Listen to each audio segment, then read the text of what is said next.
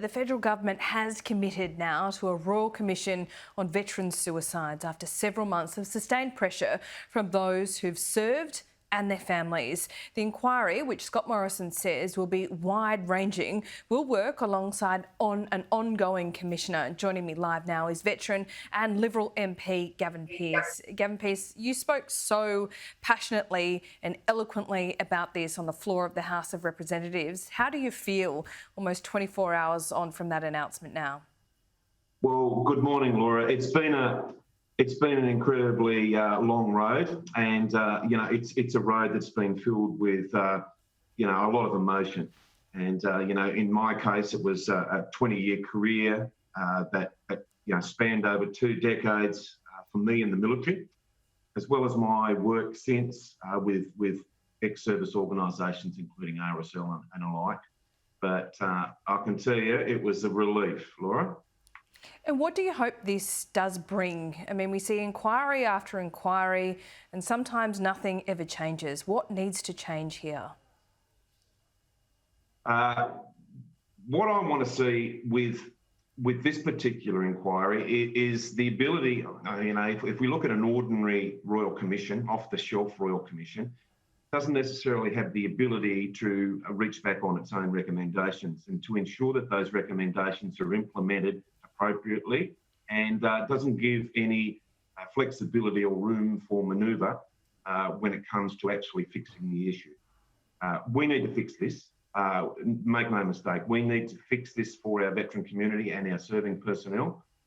As you say, we've had a number of inquiries that probably sit on the shelf.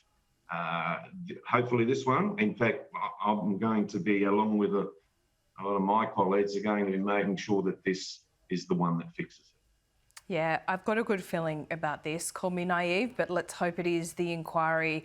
Not to end all inquiries, because we know it does need to be ongoing. How important is that ongoing element, do you think? And I made this point, Laura, very clearly and very succinctly when I spoke on the bill.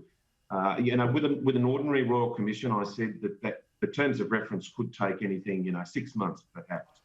With a 2-year inquiry, that means that for that 2.5 years, what is being done for our veterans, what is being done to prevent those numbers of deaths by suicide. I wanted something for our veterans community tomorrow, next weekend. Over Anzac Day, we know, is a particularly precarious time. I wanted something to protect our veterans now and in the future.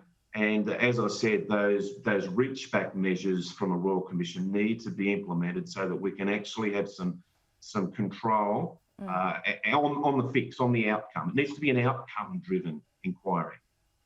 I think it's really hard for people to understand what Afghanistan was like. Is there something in the nature of that war that soldiers have brought that burden home with? Is there something about Afghanistan that's caused these suicides? I've thought about this long and hard as well, and I don't think it's necessarily one theatre or another. What I do say is, what we saw during particularly Iraq, Afghanistan, prolonged periods and repeat deployments, numerous deployments which have a cumulative effect on those warfighters. When we look at the way we engage, areas of operations throughout the world, be it East Timor, peacekeeping operations, or in fact, as you mentioned, Afghanistan and Iraq, we do so at a tempo which we've never seen before. Yeah.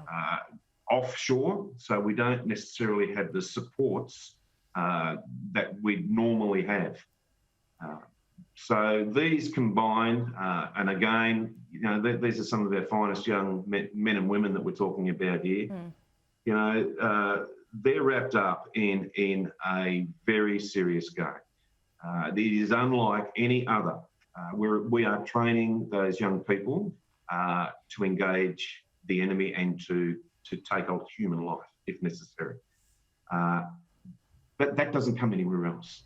It's unique to the military. So, I've spent a lot of my career training young people to do that job. But I think we need to untrain them, if that's a word. I think we need to put a fix around preparing them for, exiting defence, and I think that's just as important as training them.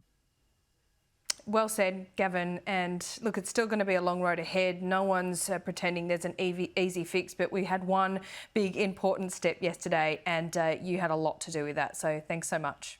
Yeah, and thanks for all the veteran community out there. They really got, particularly my mate up there in Herbert, Bill Thompson. The veteran community got right behind us, and we're so grateful for that support. And we look forward to your ongoing support as well as we try and fix this. Absolutely. I'll be speaking to your brother in arms, Phil Thompson, in just over half an hour as well. Thanks, Gavin. Thanks, Laura. Good on you. And if you or someone you know in the defence community needs support, please reach out to Open Arms, the Defence Family Helpline or Lifeline.